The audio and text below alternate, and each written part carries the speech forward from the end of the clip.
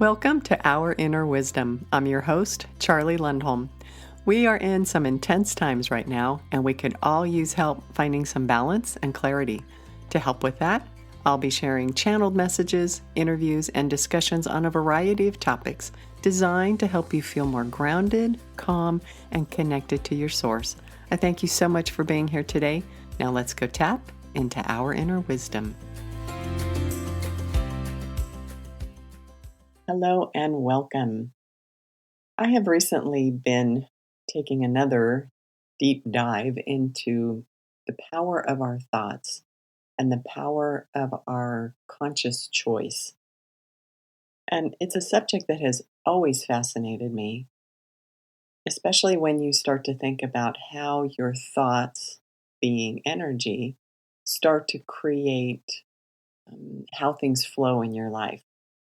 And there are so many people that seem to be staying in this path of resistance to their flow, resistance to an ease in life.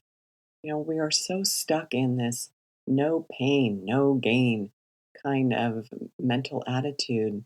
And I just don't get it. I've never understood well, if you're not suffering, then, you can't know true happiness. I think that's just a crock. We're given all of these incredible emotions from the highs to the lows and everything in between. And I'm not a believer in the fact that you have to stay in this muck and mire of suffering and drama in order to know happiness, in order to appreciate joy.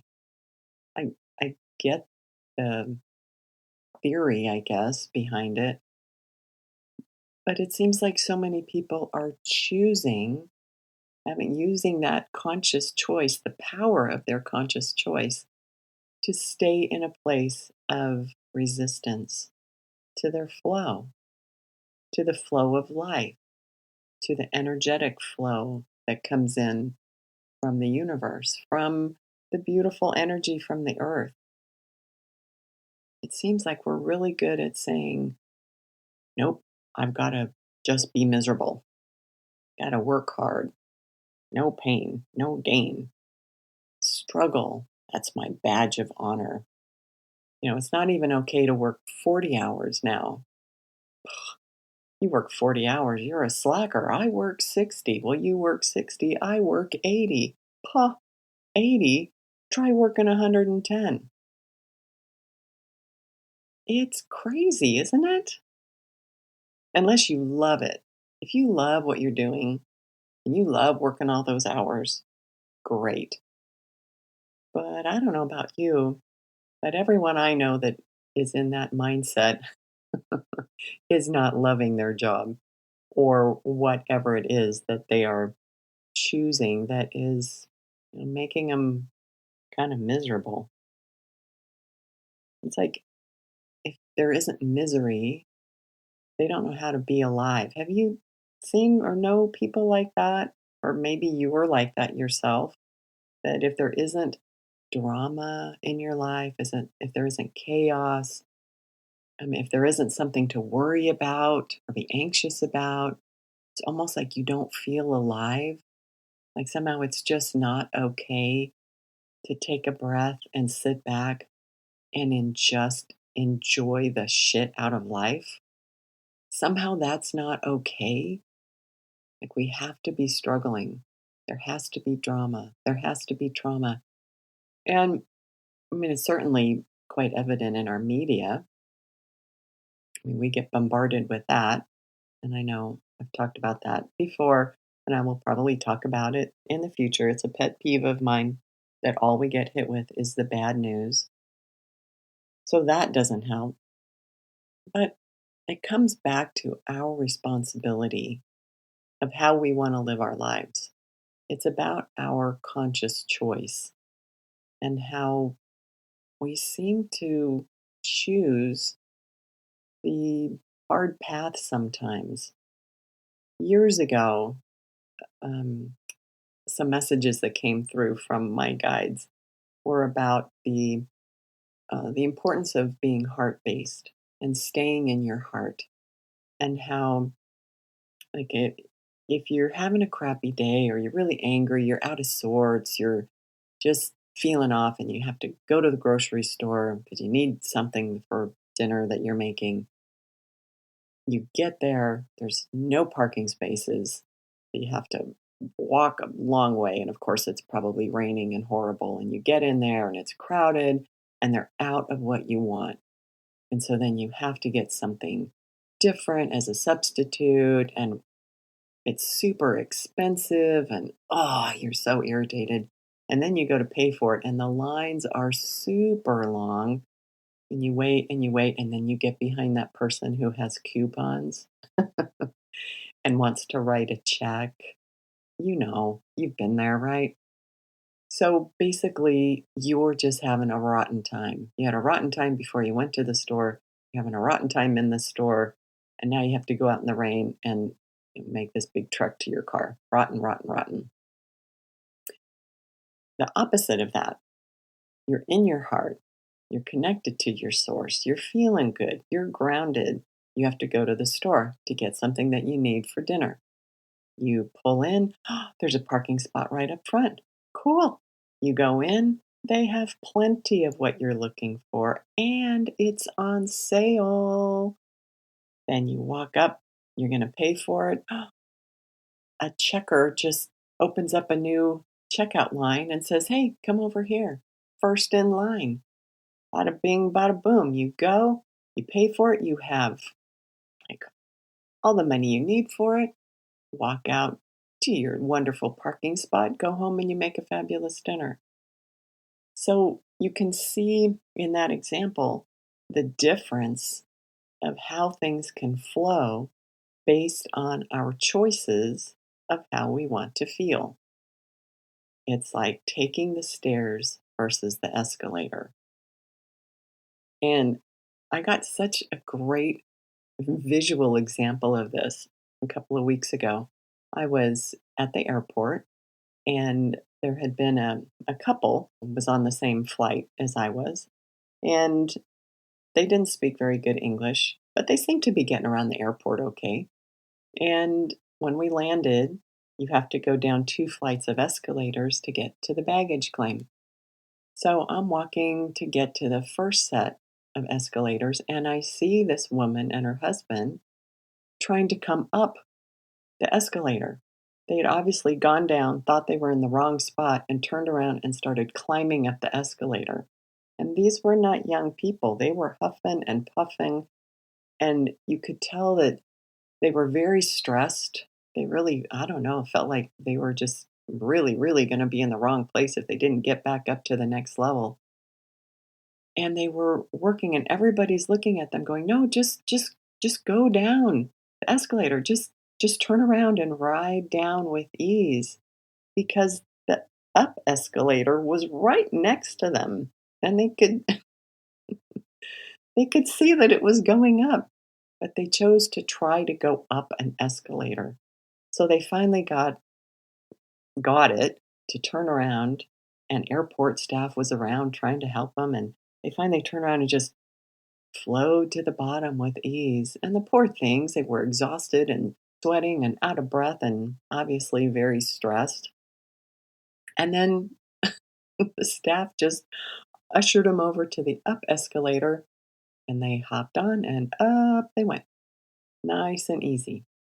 Probably only to find out they had to go down once again to get to their bags. But it was one of those moments in life that just hands you this visual on a platter of how many times do we choose to try to get up the escalator instead of going over 2 feet and getting on the one that's going up.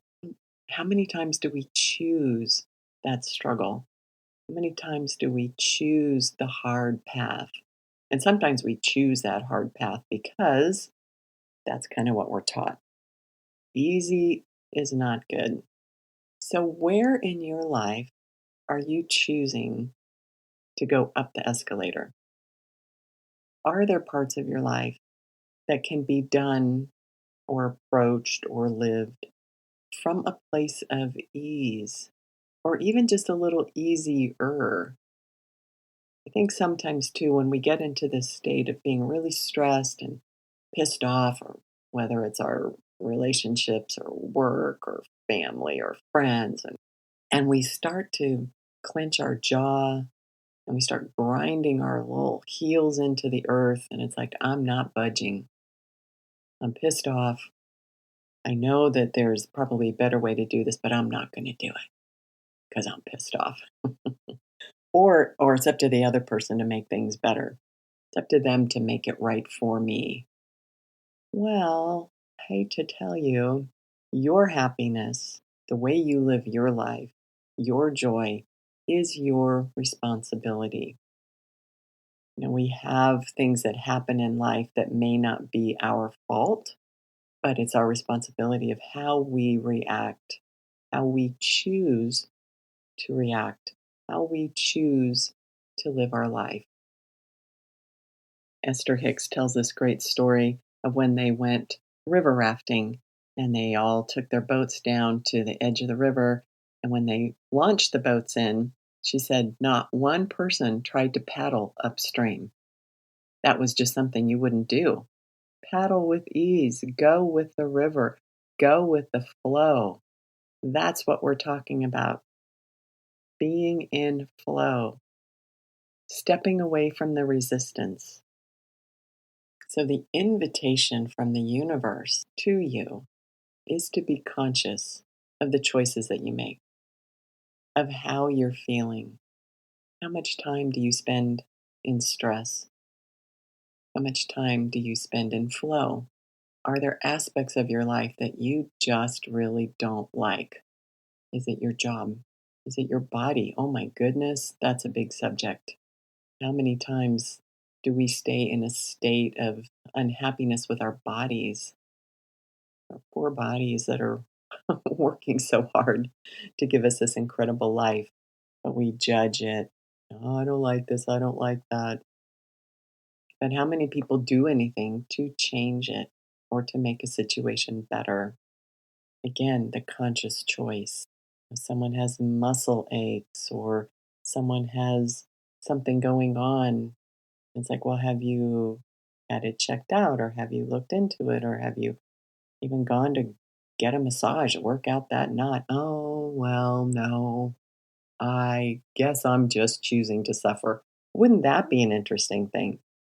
If in the moments that we are subconsciously or consciously choosing to suffer, if that was our answer to somebody, if they tried to help us or ask us what we were doing to make our life better, and we had to say, I'm not doing anything because I'm choosing to suffer, but thank you for your advice. Boy, that would be interesting because it would call us out on our stuff, right? Oh my goodness, I would love to see that. I think I'm going to incorporate that into my own life of when I am choosing to suffer, because we all do it.